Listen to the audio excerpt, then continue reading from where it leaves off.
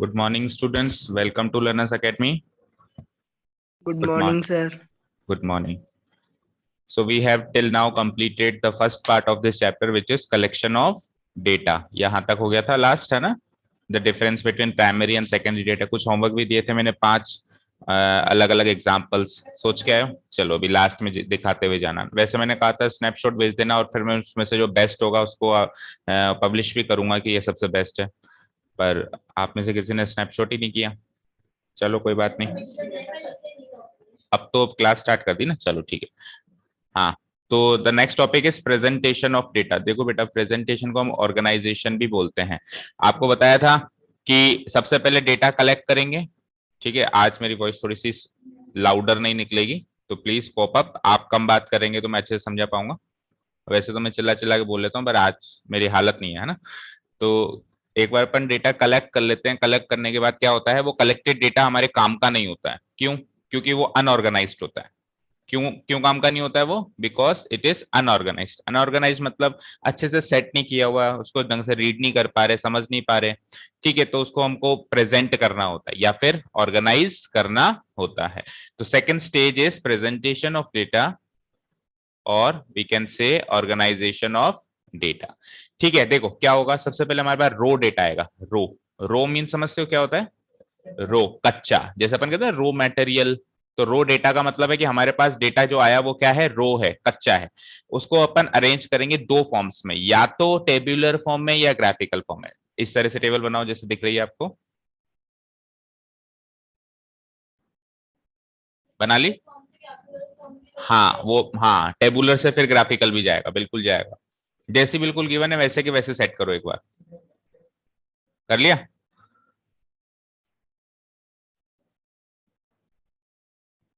कर लिया यहां तक? ये रो डेटा, रो डेटा से फिर टेबुलर फॉर्म, फिर ग्राफिकल फॉर्म।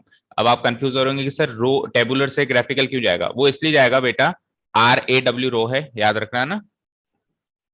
कोई भी ROW रो मत लिख देना ना, RAW रो, रो डेटा। हाँ देखो बेटा, टेबुलर से ग्राफिकल ऐसे जाएगा कि अगर अपने को टेबल बनानी है तब आप रो डेटा का यूज करेंगे।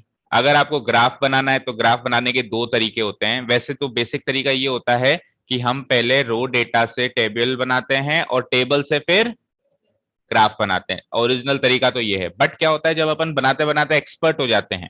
अब देखो, टेबल बनाने के भी दो तीन तरीके हैं, ग्राफ बनाने के भी दो तीन तरीके हैं। तो जब अपन बनाते बनाते एक्सपर्ट हो जाते हैं या कुछ स्पेशल टाइप्स ऑफ ग्राफ हैं, वो सीधे के सीधे रो डेटा से भी बनाए जा सकते हैं, उसमें बीच में टेबल बनाने की जरूरत नहीं पड़ती है। तो अब ये टेबल अच्छे से समझ में आई सबको? ये जो चार्ट बना हुआ है भाई, रो डेटा से टेबुलर फॉर्म, टेबुलर फॉर्म से ग्राफिकल फॉर्म, एक तरीका ये है। दूसरा तरीका ये है कि रो डेटा से सीधा ही हमने क्या बना दिया, सीधा ही क्या बना दिया बोलो?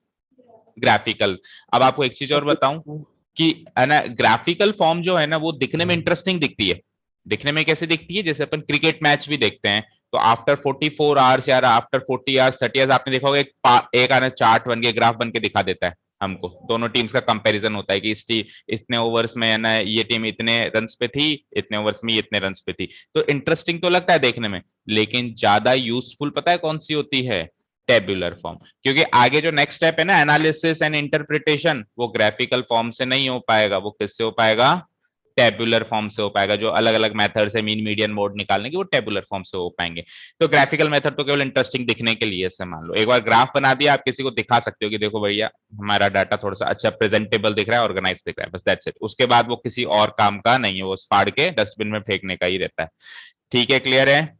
यहां तक नोट डाउन कर लिया सबने? ठीक है, नेक्स्ट अब आप हेडिंग डालो, एक एक को अपन डिटेल में एनालाइज करने वाले हैं। ठीक है, उससे पहले एक चीज लिखो, फ्रीक्वेंसी। इसको अपन लिखते हैं ब्रैकेट में, क्या लिखा हुआ है ध्यान से देखो, रेपिटिशन। रिपीट करने का मतलब क्या होता है? रिपीट क्या? दोहराना, या हाँ बार बार करना, या रिपीट करना यानी कि दोहराना। REPEAT, रिपीट करने का मीनिंग क्या होता है? बार बार उसको रिपीट करना यानी कि दोहराना। ठीक है, तो रेपिटेशन का मतलब हो गया दोहराव। वो जो दोहराने वाले एक्शन है ना, जो अपन बार बार दोहरा रहे हैं, उस एक्शन को क्या कहेंगे, उस क्रिया को क्या कहेंगे बेटा? रेपिटेशन। और उसको स्टेटिस्टिक्स की लैंग्वेज में क्या कहते हैं बेटा? क्या कहते हैं? फ्रीक्वेंसी। फॉर एग्जाम्पल, मैंने आपको बोला कि बेटा आपने चैप्टर नंबर 12 को रिपीट किया, मतलब आपने उसको रिवीजन किया उसका, आपने कहा कि हाँ सर कर लिया। मैंने बोला फ्रीक्वेंसी बताओ, क्या कहा मैंने बोला फ्रीक्वेंसी बताओ। फ्रीक्वेंसी बताने का मतलब पता है क्या, मैं क्या पूछना चाह रहा हूँ आपसे, कितनी बार रिपीट किया, वो रिपीटिशन वाला एक्शन कितनी बार हुआ, 2 बार हुआ, 3 बार हुआ, 10 बार हुआ, 15 बार हुआ। तो फ्रीक्वेंसी एक नंबर है। फ्रीक्वेंसी क्या है बेटा, एक फ्रीक्वेंसी क्या है, एक नंबर है। अच्छा, इस नंबर की मिनिमम वैल्यू 0 रहेगी, है ना, और उसके बाद 1 2 3 4 इस तरीके से फ्रीक्वेंसी चलेगी, है ना। यानी कि सारे इंटीजर वैल्यू चलेंगे, इंटीग्रल वैल्यूज चलेंगी, यानी कि मैं कह सकता हूँ सारे के सारे होल नंबर्स, राइट। सारे के सारे होल नंबर्स हैं फ्रीक्वेंसी की वैल्यू जो हो सकती है। अब देखो डेफिनेशन बड़ी प्यारी सी है, the frequency of an entry means the number of times the particular entry repeats in the given raw data.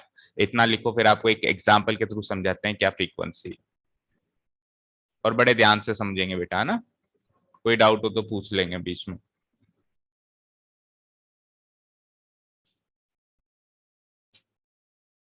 Online में समझ में आ रहा है? Yes sir. कोई बात नहीं, जो नहीं आया कोई बात नहीं।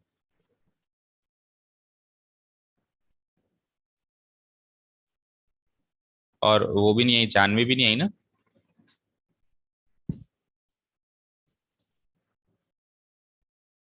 हो गए यहां तक, ठीक है।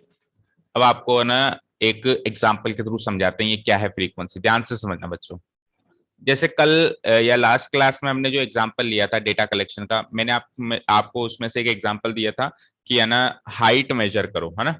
अपने क्लास के बच्चों की जो हाइट है अलग अलग स्टूडेंट्स की वो मेजर करो। सपोज करो मैंने इसको बोला, सक्षम को बोला, तो सक्षम है ना हाइट मेजर करके आया, पहले स्टूडेंट की मान लो सेंटीमीटर में मान लेते हैं ना, इंच और उसमें नहीं मानते हैं, सेंटीमीटर में। तो सक्षम नोट करके आया सर एक की 164 सेंटीमीटर है, एक की 165 है, अगले की 162 है, फिर 161 है, वापस 165 है, फिर 162 है सर, फिर 163 आ गई वापस, फिर 4 आ गई, फिर वापस 5 आ गई, एक की सर 160 ही है एग्जैक्टली।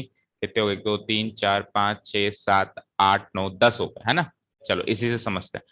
तो ये 10 स्टूडेंट्स की वो हाइट है ना नोट डाउन करके मेरे पास लेके आया। तो ये जो अभी ये सक्षम मेरे पास जो डेटा लेके आया, ये किस तरह का डेटा है बताओ, रो डेटा, क्या कहेंगे इसको, कच्चा आंकड़ा लेके आया, कच्चा चिट्ठा लेके आया, कागज में नोट डाउन करके ले आया। मैंने कहा यार ये कैसे लेके आया, इसको अच्छा सा अरेंज कर, ऑर्गेनाइज कर, है ना। तो इसको ऑर्गेनाइज करने के लिए देखो यहाँ पे 164 दिखाई दे रहा है, वापस से 164 दिखाई दे रहा है ना। 165 कितनी बार दिखाई दे रहा है, 1 2 3। तो जब मैं एक वर्ड कहता हूं एंट्री, जब मैं क्या बोलता हूं एक वर्ड एंट्री, एंट्री का मतलब है कि इसमें से कौन कौन सी हाइट निकल के आई, मतलब कौन कौन सी एंट्री यहाँ पे नोट डाउन हुई। तो जैसे मैं कहूंगा 164 अपने आप में एक एंट्री है, ये एंट्री है, मतलब ये किसी न किसी बच्चे की हाइट है ना, किसी न किसी बच्चे की हाइट है, तो ये एक एंट्री है। अब मैं दोबारा 164 को नहीं लिखूंगा कि सर दोबारा 164 एंट्री है, 164 एक ही बार नोट डाउन होगी। फॉर एग्जाम्पल देखो मैं एक टेबल बनाता हूं, यहाँ पे तो मैंने नोट डाउन कर ली एंट्री, यहाँ पे उसकी क्या नोट डाउन कर ली, फ्रीक्वेंसी यानी कि रेपिटेशन। तो अब आप चाहो तो असेंडिंग ऑर्डर में भी नोट डाउन कर सकते। सबसे कम से कम हाइट कितनी आई, उससे ज्यादा, उससे ज्यादा, उससे ज्यादा, उससे ज्यादा, और नीचे नहीं है, यहाँ लिख देता हूँ 165, ठीक है। अब देखिए ये जितनी भी चीजें मैंने नोट डाउन करी, 160 161 162 163 164, ये इनको कहेंगे एंट्री, क्या कहेंगे इनको, ये किसी न किसी बच्चे की हाइट है या नहीं। अब मैं कहूं सर इसमें ना 158 एंट्री है क्या, तो आप कहोगे नहीं है, क्योंकि किसी भी बच्चे की हाइट नहीं है वो तो किसी भी बच्चे की हाइट नहीं है ना। मैंने कहा 170 सेंटीमीटर, आप कहोगे वो भी कोई भी एंट्री नहीं है, बिकॉज वो किसी भी बच्चे की हाइट नहीं है। तो इसका हालांकि अभी आगे हम चलेंगे तो एक नया नाम आएगा, स्टैटिस्टिकल लैंग्वेज में इसका नया नाम आएगा, लेकिन आपको देसी भाषा में समझाने के लिए मैंने क्या कर दिया, एंट्री। एंट्री मतलब एक एक चीज जो वहां पे एंटर हुई है, भाई ये किसी न किसी बच्चे की हाइट आई है। अब अपन देखेंगे 160 जो हाइट आई है कितने बच्चों की आई है, कितने बच्चों की आई है, एक ही बच्चे का आई, तो इसके सामने इसकी फ्रीक्वेंसी क्या हो जाएगी, एक। एक 161 कितने बच्चों की हाइट आई है, एक, तो ये भी क्या हो जाएगी, इसकी फ्रीक्वेंसी भी क्या हो जाएगी, एक। 162 कितने बच्चों की हाइट आई है, एक और दो। अच्छा 163 कितने बच्चों की हाइट आई है, एक की आई है, तो उसको भी एक लिख दो। 164 कितने बच्चों की हाइट आई है, दो क्या ये, एक दो, ठीक है। और 165 कितने बच्चों की हाइट आई है, एक दो तीन, तीन बच्चों की आई है, ठीक है। तो अब समझ में आ गया फ्रीक्वेंसी का मतलब ये श्रेष्ठ, समझ में आ गया। कौन सी एंट्री कितनी बार रिपीट हो रही है, दैट इज फ्रीक्वेंसी। जैसे 161 बार हो रही है, 161 भी 1 बार हो रही है, 162 2 बार हो रही है, 163 1 बार हो रही है, तो ये एंट्री हो गई। अच्छा, इन सारी फ्रीक्वेंसीज का टोटल करो, इन फ्रीक्वेंसीज का टोटल करो, एक और एक दो और दो चार और एक पांच और दो सात और तीन 10 हो गए। तो कितने बच्चे हैं देखो, एक दो तीन चार पांच छह सात आठ नौ 10। तो देखो फ्रीक्वेंसी का सम भी कितना आया। तो हमेशा याद रखना फ्रीक्वेंसी का जो सम होता है वो किसके बराबर होता है पता है, टोटल नंबर ऑफ एंट्रीज के बराबर होता है। Total number of entries, total entries कितनी है देखो, 164 165 ऐसे काउंट करो, एक दो तीन चार पांच छह सात आठ नौ 10 एंट्रीज है हमारे पास। तो 10 एंट्रीज है, तो फ्रीक्वेंसी का टोटल भी कितना आया है बेटा, 10 आया है। फ्रीक्वेंसी क्लियर हो गई सबको। अब आप उस डेफिनेशन पे आओ, अब आपको उस फ्रीक्वेंसी की डेफिनेशन समझनी है। वहां पे आपको देसी भाषा में समझा दिया, अब मैथमेटिकल लैंग्वेज में सीखो। किसी भी एंट्री की फ्रीक्वेंसी क्या होती है, the number of times the particular entry repeats in the given raw data. दिए हुए रो डेटा में कोई पर्टिकुलर एंट्री कितनी बार रिपीट हो रही है, नंबर ऑफ टाइम्स, कितने टाइम्स वो रिपीट हो रही है, उस एंट्री की वो फ्रीक्वेंसी कहलाती है। क्लियर है, बोलो गायत्री। कोई भी पर्टिकुलर एंट्री कितनी बार रिपीट हो रही है, वो नंबर, तीन बार चार बार पांच बार, वो नंबर उस एंट्री की फ्रीक्वेंसी कहलाएगी। क्लियर है सबको बच्चों, ठीक है। अब यहाँ पे जो अभी मैंने आपको बात बताई कि फ्रीक्वेंसी क्या होती है, टोटल नंबर ऑफ, फ्रीक्वेंसी का सम क्या होता है, टोटल नंबर ऑफ एंट्रीज, वो भी बात लिख लेते हैं हम, उसमें लिखी हुई नहीं है, हम लिख लेते हैं, लिखो, नोट डाल के लिखो।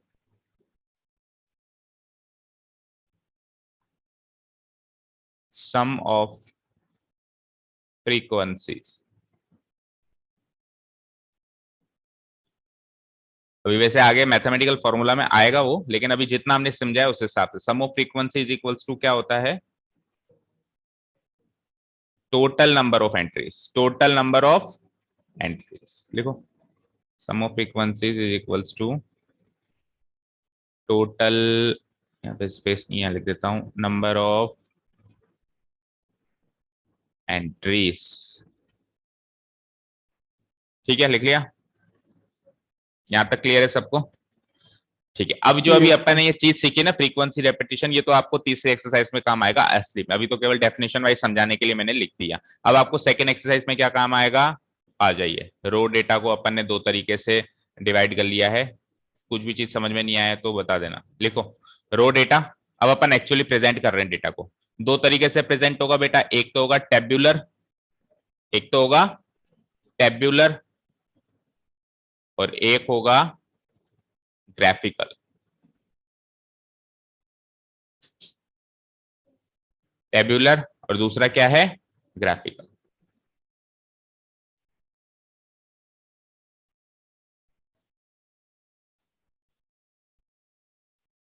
ठीक है, टेब्यूलर अगेन दो तरह का है, एक तो है अनग्रुप्ड और एक एक ग्रुप्ड, और आगे लिख देना frequency distribution table. Ungrouped frequency distribution table, ungrouped frequency distribution table, और दूसरा है ग्रुप्ड फ्रीक्वेंसी डिस्ट्रीब्यूशन टेबल।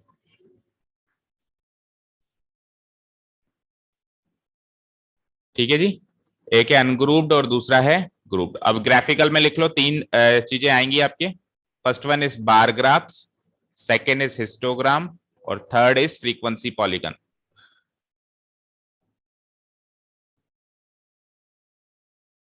ये सारी चीजें आपको आपके इस चैप्टर में सीखनी है, दैट्स इट। ये पूरा एक तरीके से मैप बना हुआ है, आपको इस चैप्टर में आगे क्या क्या सीखना है।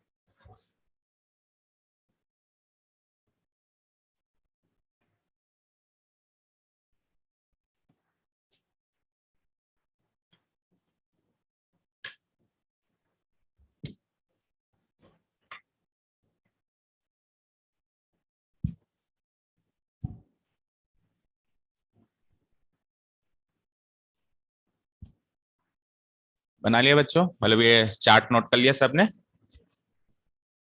ठीक है। सौम्य बना लिया। Tabular and graphical.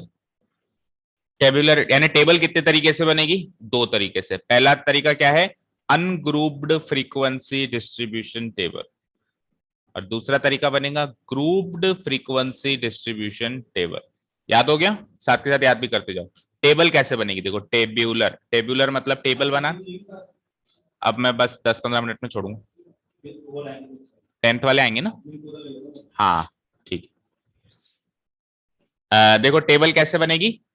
Table means, देखो टेबल जब अपन बनाते हैं, आपको मैं थोड़ा सा फील भी करवा देता हूँ टेबल कैसे बनती है। देखो, एक तो अभी अभी जैसे मैंने टेबल बनाई थी, आपको याद हो तो उससे पहले टेबल कैसे बनाई थी? जैसे 161, 162, फिर उसकी फ्रीक्वेंसी सामने लिख दी हमने 163, 164। एक बार रुको, ऊपर से चलते हैं अपन। 161, 162, 163, 164, 165, 166। डिटेल में तो बाद में पढ़ेंगे, अभी थोड़ा सा फील ले लो, पता होना चाहिए भी ये क्या है, ग्रुप्ड अनग्रुप्ड क्या है। 170। तो देखो क्या है पीछे। बेटा उधर चल के बैठते जाओ हॉल में। हाँ, अच्छा, क्लास 12।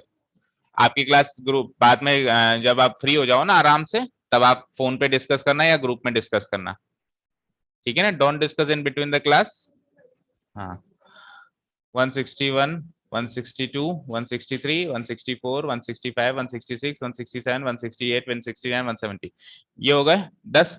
मान लो इनकी कुछ भी फ्रीक्वेंसी रख लेते हैं, जैसे लिखना मत, ये केवल आपको समझाने के लिए। 2, 1, 5, 6, फिर 5, 6, 0, 2, 1। ये कुछ भी फ्रीक्वेंसी हो सकती है, जीरो भी हो सकती है फ्रीक्वेंसी, जीरो से नेगेटिव नहीं हो सकती, ठीक है ना? अब देखो ये जो अभी टेबल बनाई है, ये टेबुलर रिप्रेजेंटेशन है। क्या है बेटा? ये टेबुलर रिप्रेजेंटेशन। बट ये टेबुलर रिप्रेजेंटेशन पता है कैसा है? बताए, अनग्रुप्ड है। कैसा है ये? अनग्रुप्ड, यानी इसमें ग्रुपिंग नहीं करी गई। ग्रुपिंग समझ तो एक ग्रुप बना देना। जैसे मान लो अभी मेरे पास आप लोग 9th के बच्चे हैं, फिर कुछ 10th के भी बच्चे हैं, फिर कुछ 11th के भी, फिर कुछ 12th के भी हैं। मैं कहूँ सारे एक साथ एक ही क्लास में आ जाओ, तो हो पाएगा क्या काम मेरा? सबको एक साथ ही पढ़ा दूं, थोड़ा सा 9th का पढ़ा दूं, थोड़ा सा 10th का, थोड़ा सा 11th का, थोड़ा सा 12th का, किसी का भी काम नहीं होगा। तो मैंने ग्रुप बनाया। क्लास 9th का मतलब जिसको अपन बैच बोलते हैं, कोचिंग की लैंग्वेज जिसको अपन बैच बोलते हैं, वो क्या है? ग्रुप ही तो है। एक ग्रुप 9th का बनाया, और फिर सपोज करो 9th में बच्चे ज्यादा हो गए तो उनकी वापस ग्रुपिंग कर दी। सेक्शन है, सेक्शन भी बना दी, जैसे आपके स्कूल में बनते हैं सेक्शन है, सेक्शन में। तो ये ग्रुपिंग हो रही है। तो अभी सपोज करो ये 161 से 170 आ गया, कल को 180 भी आएगा, कल को मान लो 150 से भी शुरू हो गई किसी की हाइट। तो बहुत सारे मेरे पास एंट्रीज हो गई, 25-30 एंट्रीज हो गई, होती जा रही है, होती जा रही है। और चलो अभी हाइट है, हाइट की तो चलो सब 150 से 180 जाएगी। लेकिन मान लो कुछ और चीज मैंने ले ली, जैसे कि वेट ले लिया। अब वेट तो मान लो किसी का 25 किलो से और 70-80 किलो तक भी वेरी करता है। अब मैं क्या क्या लिखूंगा? 25 किलो और 26 किलो, 27 किलो, 28 किलो, 29 किलो, इतनी सारी एंट्रीज हो जाएंगी। अच्छा, उनके बीच में भी वेट हो सकता है 25.5 किलो, 25। तो मैं कितनी एंट्रीज डालूंगा? मैं बहुत सारी एंट्रीज डालते डालते थक जाऊंगा। तो मैं ऐसा प्रेजेंटेशन बनाऊंगा जिसमें इतनी सारी एंट्रीज, अगर मैं अपने, जैसे मेरे को जिसको प्रेजेंट करना है ना डेटा, उनको मैं प्रेजेंट भी करूंगा ना, सर ये लो देख लो, तो उसको अभी भी समझ में नहीं आया, उसको अभी भी वो टेबल में भी वो रो डेटा ही दिखाई देगा। बन गया वो टेबल में, लेकिन बिकॉज नंबर ऑफ एंट्रीज ज्यादा हो गई, तो उसको अभी भी वो कैसा लग रहा है? सर ये तो अभी भी आप कच्चा कढ़ाई लाए हो, अभी भी समझ नहीं आया ढंग से। तो हम क्या कर देते हैं? ग्रुपिंग कर देते हैं। क्या कर देते हैं? ग्रुपिंग। अब सपोज करो यहाँ पे मैंने ग्रुपिंग कर दी 161 से 165 एक ग्रुप, और 166 से 170 एक ग्रुप। समझ में आई बात? अब देखो 161 से 165 कौन कौन सी फ्रीक्वेंसीज हैं? 3, 2, 1, 5, 6, ये 5 है ना? और 166 से 170 कितने ग्रुप्स हैं? मतलब कितनी एंट्री चाहिए? इनको ऐड करो, 3 और 2 5, और 1 6, और 5 11, और 6। तो मैंने कह दिया सर ये पूरा एक एंट्री मान ली, मतलब अलग अलग एंट्री को ग्रुप करके एक एंट्री बना दी। उस एंट्री का नाम क्या रख दिया? 161 टू 165। और उसकी कितनी फ्रीक्वेंसी होगी टोटल? 17। और इसकी एंट्री 6 और 5 11, और 2 13, और 1 14। तो आप देखो इतना बड़ा जो टेबल थी वो केवल 2 एंट्रीज में सिमट के रह गई। तो जो इधर वाला, हाँ जो भी है, जो इधर वाली टेबल है इसको क्या कहेंगे? क्या कहेंगे? Grouped frequency distribution table. Group क्यों कहा समझ में आएगा? क्योंकि ग्रुप बन रहा है। उधर अनग्रुप क्यों कहा? क्योंकि उधर ग्रुप नहीं बन रहा है, अलग अलग एंट्री अलग अलग लिखी हुई है। फ्रीक्वेंसी डिस्ट्रीब्यूशन टेबल का मतलब क्या होता है? एक ऐसी टेबल जिसके अंदर क्या डिस्ट्रीब्यूट कर रहे हैं अपन, क्या डिस्ट्रीब्यूट कर रहे हैं, फ्रीक्वेंसी। अब फ्रीक्वेंसी क्यों कहा सर, इधर हाइट है तो ऐसे कह दो ना, हाइट डिस्ट्रीब्यूशन टेबल। कल को वेट आएगा तो क्या कहेंगे, वेट डिस्ट्रीब्यूशन टेबल, बस इस एंट्री को इतना वेट दे दिया। तो अब बहुत सारी चीजें हो सकती है ना दुनिया में, तो एक कॉमन नाम रख दिया, क्या, फ्रीक्वेंसी डिस्ट्रीब्यूशन टेबल। एक एंट्री उठाई 164, इसको 5 फ्रीक्वेंसी डिस्ट्रीब्यूट कर दी। एक एंट्री उठाई 167, इसको 6 फ्रीक्वेंसी डिस्ट्रीब्यूट। तो हर एक एंट्री को आप डिस्ट्रीब्यूट कर रहे हो, क्या कर रहे हो, फ्रीक्वेंसी डिस्ट्रीब्यूट कर रहे हो। इसीलिए इस टेबल का नाम क्या रख दिया उन्होंने, क्या रख दिया, फ्रीक्वेंसी डिस्ट्रीब्यूशन टेबल। और ग्रुप्ड अनग्रुप्ड कैसे पता चलेगा, अगर ग्रुप किया गया है, अगर ग्रुप किया गया है तब तो ग्रुप्ड फ्रीक्वेंसी डिस्ट्रीब्यूशन टेबल, नहीं किया गया है तो, नहीं किया गया है तो अनग्रुप्ड फ्रीक्वेंसी डिस्ट्रीब्यूशन टेबल। तो मुझे बताओ टेबुलर रिप्रेजेंटेशन में किसी को कोई डाउट, अभी अपन करेंगे क्वेश्चंस में भी, पर ये केवल मीनिंग वाइज था। अब आ जाओ ग्राफिकल, ये नोट डाउन तो कर लिया सबने। देखो ग्राफिकल में सबसे पहला है बार ग्राफ। बार ग्राफ का थोड़ा सा मॉडिफाइड वर्जन है हिस्टोग्राम्स। क्या है, हिस्टोग्राम। और हिस्टोग्राम्स के बाद तीसरी चीज आती है फ्रीक्वेंसी पॉलीगन। देखो बार ग्राफ्स तो बिल्कुल अलग चीज है, एक बार ग्राफ्स बिल्कुल एक अलग चीज है। श्रेष्ठ पीछे क्या है, किसका, सर किसी का भी, आपकी वॉइस। किसी का भी गिराओ, आपका तो नहीं है ना। तो इधर उधर की चीजों से इन्फ्लुएंस नहीं होना चाहिए, बिल्कुल अपना ध्यान सामने होना चाहिए। पीछे शेर आ जाए तो भी पीछे मुड़ के नहीं देखना, पेन तो बहुत छोटी बात हो गई, ठीक है, आगे ही देखना है, ठीक है। हाँ देखो बार ग्राफ्स बिल्कुल अलग चलेगा, याद रखो, बार ग्राफ्स बिल्कुल सेपरेट चलेगा। Histograms and frequency polygon again, again क्या है, दोनों ग्रुप में चलेंगे। ग्रुप में चलेंगे मतलब अगर आपको फ्रीक्वेंसी पॉलीगन बनाना है बेटा, तो आपको पहले क्या बनाना पड़ेगा, हिस्टोग्राम। हिस्टोग्राम से फ्रीक्वेंसी पॉलीगन बनेगा।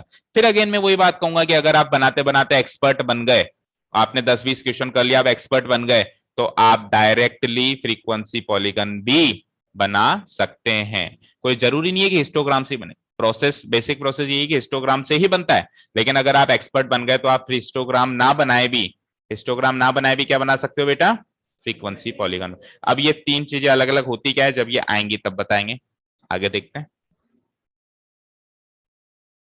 तो सबसे पहले हेडिंग डालो अनग्रुप्ड फ्रीक्वेंसी डिस्ट्रीब्यूशन टेबल।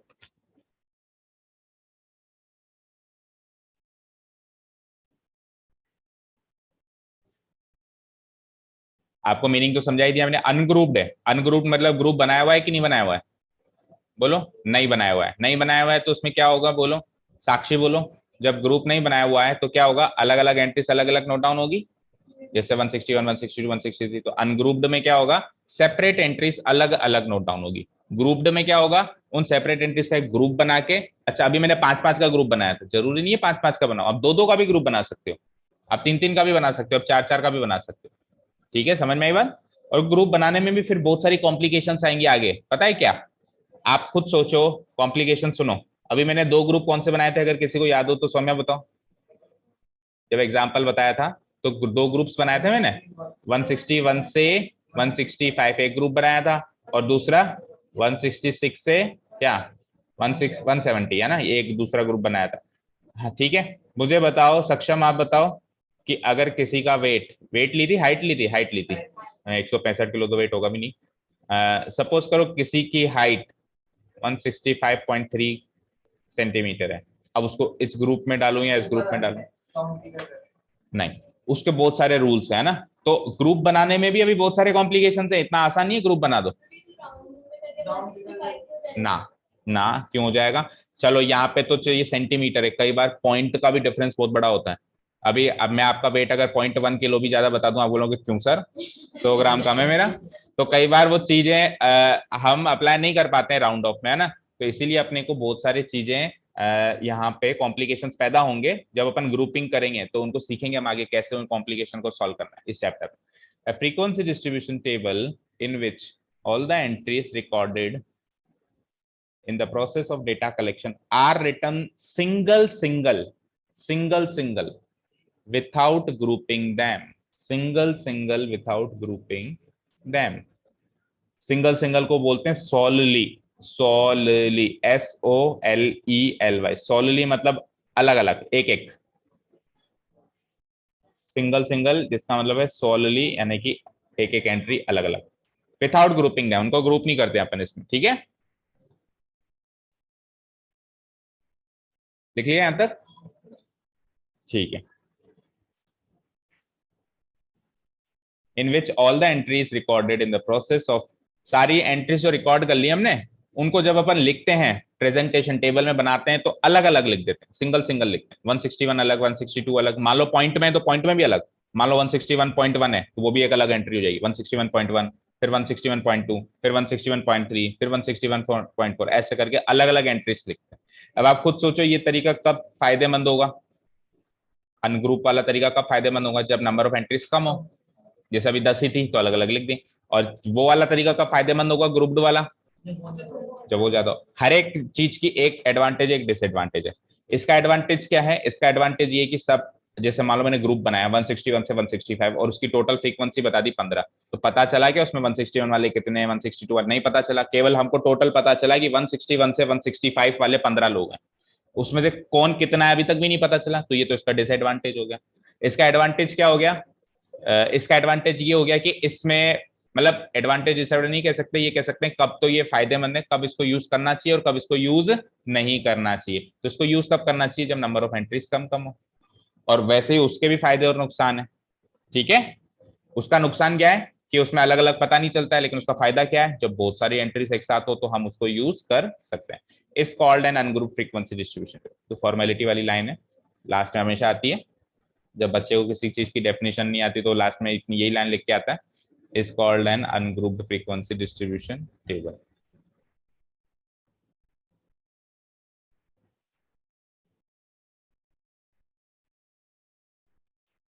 और ये लिखने के बाद भी फिर वो ये क्लेम करता है कि सर इसमें भी मार्क्स तो दो, इतना तो लिख के आया ना मैं। चलो अनग्रुप्ड के बाद ग्रुप्ड की डेफिनेशन आप खुद बना सकते हो, ट्राई करो।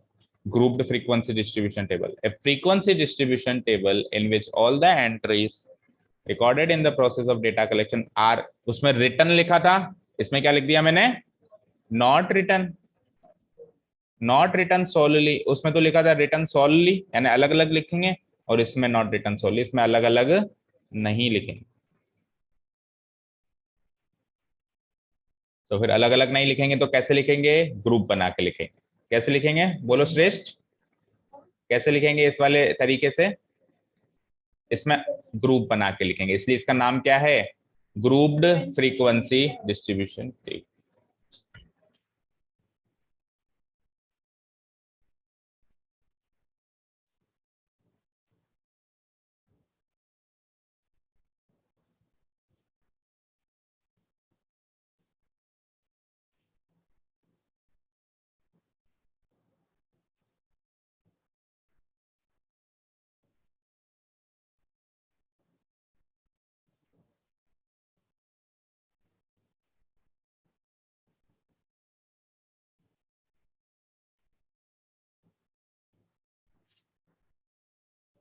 देखिए यहां तक,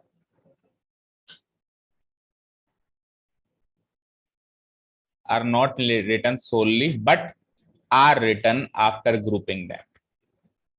सोलली तो नहीं लिखते हैं, पर कैसे लिखते हैं? But are written after grouping them, उनको ग्रुप करने के बाद उनको लिखा जाता है। ऐसे डिस्ट्रीब्यूशन टेबल को क्या कहते हैं? It's called a grouped frequency distribution table.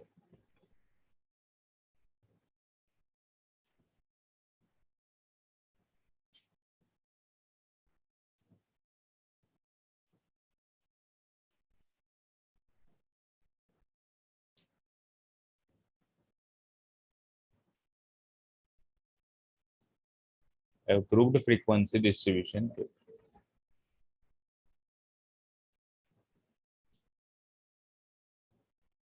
हो गया, तक नोट डाउन, ठीक है। और ये जो ग्रुप बना देते हैं ना अपन, जैसे अभी मैंने बनाया 161 से 165, 160, इनको क्या बोलते हैं बेटा? Class intervals. क्या बोलते हैं इनको? Class intervals. यानी कि इन ग्रुप को आप क्या बोल सकते हो? क्लास बोल सकते हो। वही बात, अभी मैंने सारे बच्चों को एक साथ बिठा दूं और फिर मैं उनको क्लास में डिवाइड कर दूं, class 9th, class 10th, class 11th, class 12th, इस तरीके से, तो इनको अलग अलग को क्या बोलते हैं बेटा? Class intervals. The groups thus formed are called class intervals. इस तरह से जो ग्रुप्स बन जाते हैं उनको क्या कहते हैं? Class intervals. तो मैं इनडायरेक्टली यूं कह सकता हूं, ग्रुप मींस क्लास। समझ में आई बात? Group means class. मैंने कहा ये 161 से 165 का ग्रुप है, ऐसा ना बोल के मैं कैसे बोल सकता हूं साक्षी कि ये 161 से 165 की क्लास है। क्या है ये? क्लास। अच्छा, इस क्लास की एक विड्थ होती है, इसकी चौड़ाई होती है। तो चौड़ाई कैसे देखेंगे? कहां से शुरू हुई? 161 से। कहां खत्म हुई? 165 से। कितने का गैप हुआ? 5। तो इसकी चौड़ाई हो गई 5। तो जो भी मैं क्लास इंटरवल बनाऊंगा उसकी एक विड्थ बनेगी, चौड़ाई। यानी कि कैसे पता लगेंगे? ज्यादा से ज्यादा में से कम को माइनस कम के। ठीक है जी? ठीक है। अच्छा, इस क्लास इंटरवल, जैसे फॉर एग्जांपल अभी मैंने क्लास इंटरवल बना ली, कौन सी बनाई थी? 161 से 165। तो जहां से मैंने शुरू करी उसको कहते हैं लोअर लिमिट, जहां मैंने खत्म करी उसको कहते हैं अपर लिमिट। अभी नीचे आएगा, क्या कहते हैं उसको? Upper limit. और इस अपर लिमिट और लोअर लिमिट का जो गैप होगा उसको क्या कहेंगे? विड्थ। क्या कहेंगे उसको? विड्थ। तो लिखो ये सारी चीजें। कहां तक लिख लिया आपने? The groups thus formed are called class interval. The starting point of a class interval, interval है बीच में ना, the starting point of a class interval is called the lower limit. The starting point of a class interval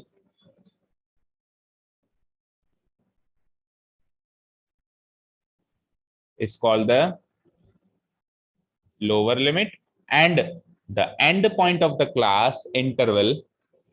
अब जब भी मैं कहूं दोनों क्लास, तो समझ जाना क्लास का मतलब क्या है? क्लास इंटरवल है। ठीक है ना?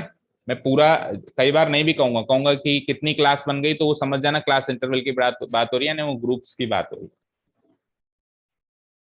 है। And the end point of the class interval is called the upper limit of the class interval. समझ आ रहा है ना साहब? साहब, और जो इसके बीच की साइज है, जो मैंने अभी आपको बताया, उसको क्या कहेंगे? क्या कहेंगे? क्लास साइज या क्लास विड्थ। ठीक है, आपकी बुक में क्लास साइज नाम दे रखा है, क्लास विड्थ भी कहते हैं इसको। The size of the class interval is called the class size, and it is calculated by a formula.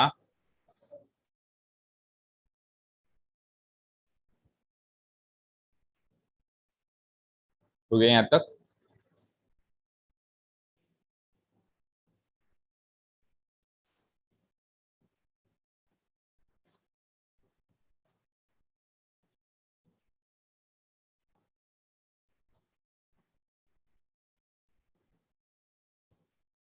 The size of the class interval is called the class size, and it is calculated by a formula. अभी मैंने आपको बताई दिया, बहुत आसान सा formula है। Upper limit में से क्या माइनस कर दूं मैं? अपर लिमिट माइनस लिमिट क्लास, एक मिनट को, अपर लिमिट माइनस, लिखा हो गलत लिखा हुआ है, upper limit minus lower limit लिखो। Upper limit minus lower limit.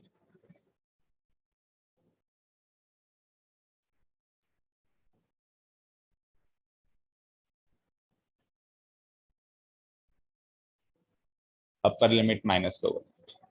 ठीक है, ब्रैकेट में मैंने यहाँ पे लिख दिया कि इसको विड्थ भी कहते हैं ना, क्लास विड्थ भी कह सकते हैं, क्लास साइज भी कह सकते हैं, दोनों कह सकते हैं। कैसे कैलकुलेट करोगे? अपर लिमिट में से लोअर लिमिट को माइनस करके। सारी बातें लिखनी नहीं है, लिखना इज नॉट इम्पोर्टेंट। ये सारी बातें आपके बुक्स में भी हैं। आपको लिखवाने का मकसद एक ही है कि आप लिखते लिखते उन चीज को समझ पाओ। समझ में आया ना यहाँ तक सबको? ठीक है, एक नोट डालो और फिर आज की क्लास खत्म करते हैं। मैक्सिमम यहाँ तक करते हैं और फिर ग्राफिकल रिप्रेजेंटेशन कल ही करेंगे। ठीक है, नोट डाल के लिखिए द ग्रुप्ड फ्रीक्वेंसी डिस्ट्रीब्यूशन। अभी अभी मैंने जब आपको बताया था कि कब तो कौन सा सुइटेबल है, कब कौन सा सुइटेबल है, वही लाइन अब आप लिख रहे हैं यहाँ पे। The grouped frequency distribution table is suitable when the number of entries recorded in the process of data collection is large.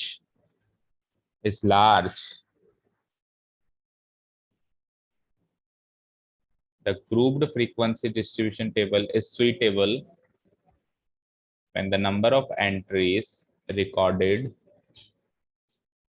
in the process of data collection is large. अभी अभी मैंने क्या बताया? जब बहुत ज्यादा एंट्रीज हो जाए तब अपने को ग्रुपिंग करना फायदेमंद रहता है।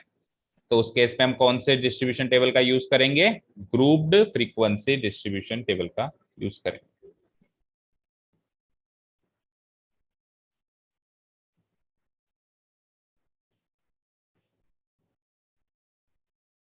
लार्ज, और लार्ज के आगे क्या लिखा है? Preferably more than 10। वही बात करी मैंने अभी भी कि जब नंबर ऑफ एंट्रीज 10 हो तब तक तो अनग्रुप्ड चलने दो, और 10 को क्रॉस कर जाएं, ठीक है, प्रेफरेबली मोर देन 10 मतलब 10 को क्रॉस कर जाएं, तब अपन क्या कर देंगे? उनकी ग्रुपिंग कर देंगे। और ग्रुपिंग जरूरी नहीं है कि 5-5 की करें बेटा, 2-2 की भी कर सकते हैं, 3-3 की भी कर सकते हैं, 4-4 का भी कर सकते हैं, ठीक है। तो प्रेफरेबली मोर देन 10। लार्ज का मतलब, लार्ज की डेफिनेशन भी दे दी इन्होंने। लार्ज सर कितना लार्ज, ये तो बताओ। 100 तक जाए, 50 तक जाए? नहीं, 10 तक जाना है बस। 10 आ जाए तो आपको ग्रुपिंग कर देंगे, 10 से ज्यादा हो जाए तो, ठीक है। 10 तक आप अनग्रुप में चल सकते हो, ठीक है। एक लास्ट चीज लिखी हुई है, range. Range is equals to maximum entry minus minimum entry, that is it.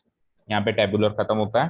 हालांकि काम टेबुलर अभी बाद में आएगा, पहले ग्राफिकल काम आएगा, लेकिन चलो वो सीक्वेंस में आ रहा था तो पहले उसके नोट्स लिख लिए हमने। Maximum entry minus minimum entry.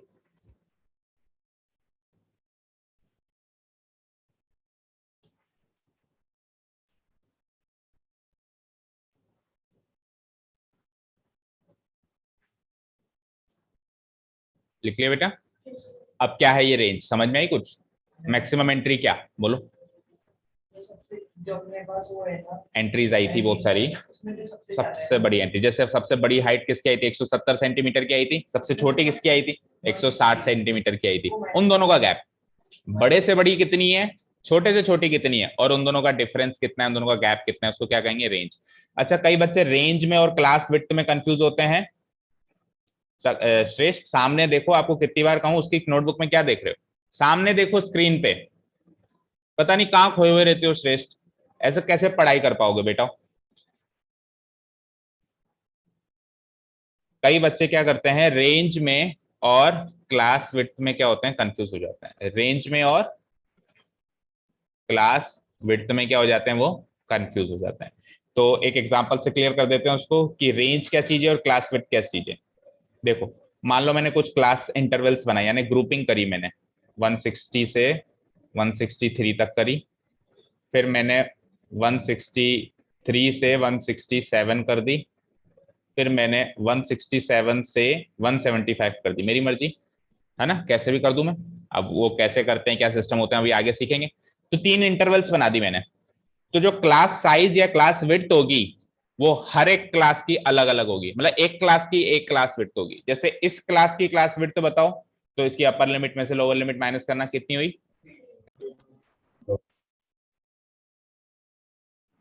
बताओ बेटा कितनी हुई?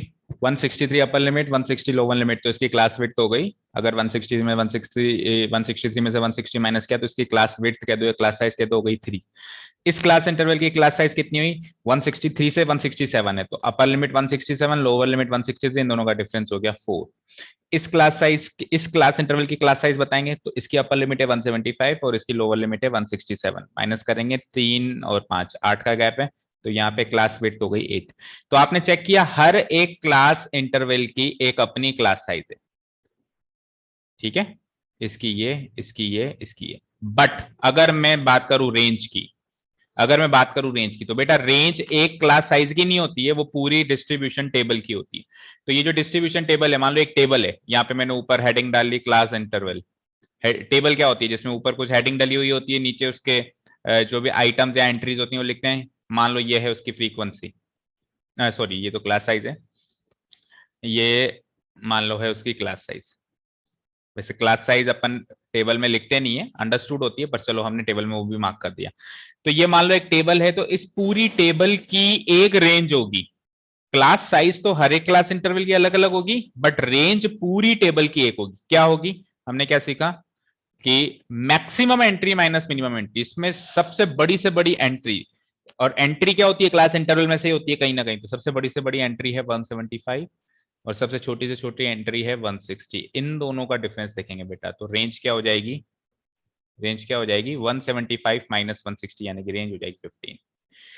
ठीक है, फॉर्मूला सब याद कर लोगे आप, बहुत इजी सा फॉर्मूला है कि maximum entry minus minimum entry, but the main thing is that कि रेंज पूरी डिस्ट्रीब्यूशन टेबल की एक बनेगी, है ना, ऐसा नहीं कि हर एक क्लास इंटरवल की अलग अलग बन रही है। और क्लास साइज जो है उसमें भी अपर लिमिट माइनस लोअर लिमिट होता है, लेकिन वो हर एक क्लास इंटरवल के अलग अलग होगी। कंफ्यूजन इसलिए होता है क्योंकि इसमें भी मैक्सिमम माइनस मिनिमम हो रहा है और क्लास साइज निकालते हैं तो भी अपर लिमिट माइनस लोअर लिमिट, बड़े में से छोटा माइनस इसमें भी हो रहा है, बड़े में से, तो कंफ्यूज हो जाते हैं कि रेंज क्या है क्लास साइज क्या है। फिर कोई बच्चा कहता है कि सर रेंज क्लास साइज बता दी तो अब रेंज क्या नई चीज है, तो नई चीज नहीं है बेटा, उसी पूरी टेबल की एक रेंज होगी, कुल मिला के ऐसे बात करो, और इंटरवल की हर एक की एक क्लास साइज होगी। हालांकि हमने यहाँ पे हर एक क्लास इंटरवल की क्लास साइज अलग अलग लिए, जैसे यहाँ 3 का गैप में लिए, यहाँ के 4 लिए, यहाँ 8 लिए। जनरली अपन जो डिस्ट्रीब्यूशन टेबल बनाते हैं उसमें अपन क्लास इंटरवल ऐसे ही सेट करते हैं जिसमें क्लास साइज भी इक्वल हो, जैसे 3 का गैप है तो फिर इसमें भी 163 से 166 होता है कि इसमें भी 3 का गैप हो, और फिर 167 से मान लो 170 तो इसमें भी 3 का गैप हो। जनरली अपन ऐसे लेते हैं, लेकिन ये आपको समझाने के लिए था, मतलब ऐसा कोई रूल नहीं है कि सेम लेनी है हमको, जनरली अपन लेते हैं। अलग अलग वाले क्वेश्चंस भी आएंगे जिसमें सबकी क्लास साइज अलग अलग होगी, ठीक है। और ये जानबूझ के ऐसी क्लास साइज मैंने इसलिए ली अलग अलग ताकि आप समझ पाओ the difference between range and class size. तो आई होप आप समझ चुके होंगे कि क्लास साइज क्या है और रेंज क्या है। फिर से क्लास टाइम कह रहा हूँ, क्लास साइज क्या होती है, हर एक क्लास इंटरवल की अलग अलग होती है, upper limit minus lower limit. वो सारी क्लास इंटरवल की सेम भी हो सकती है, 3 के गैप में हो, 4 के गैप में, 5 के, या फिर सबकी अलग अलग भी हो सकती है जैसा यहाँ पे दिया गया है। रेंज क्या होगी, ये पूरी जो टेबल है इसमें सबसे बड़ी एंट्री में से सबसे छोटी एंट्री माइनस करो, maximum entry minus minimum entry, that is what is called range. ठीक है, तो क्या क्या कर लिया आज अपन ने, ठीक है, ये रेंज सीख गए अपन। तो यहाँ पे अपना टेबुलर जो प्रेजेंटेशन है, रिप्रेजेंटेशन है, टेबुलर रिप्रेजेंटेशन, वो खत्म होता है। तो शायद इसकी एक्सरसाइज है अब नेक्स्ट, तो पहले शायद अपन उसकी एक्सरसाइज कर लेंगे, और ग्राफिकल रिप्रेजेंटेशन फिर नेक्स्ट पार्ट है, उसमें अपन ग्राफ्स बनाने सीखेंगे। आपको इंट्रोडक्शन में बता दिया 3 तरह के ग्राफिकल रिप्रेजेंटेशन होंगे, एक होगा बार ग्राफ्स, एक होगा हिस्टोग्राम्स, और लास्ट वाला होगा फ्रीक्वेंसी पॉलीगॉन। ये 3 चीजें हमारे कोर्स में रहेंगी, इसको अपन फिर बाद में देखेंगे। पहले अपन ने टेबुलर रिप्रेजेंटेशन सीख लिया है, तो लेट अस चेक कि इसकी एक्सरसाइज है क्या पहले। अगर इसकी एक्सरसाइज है तो फिर पहले वो करेंगे, बिल्कुल है, देखो प्रेजेंटेशन ऑफ डेटा।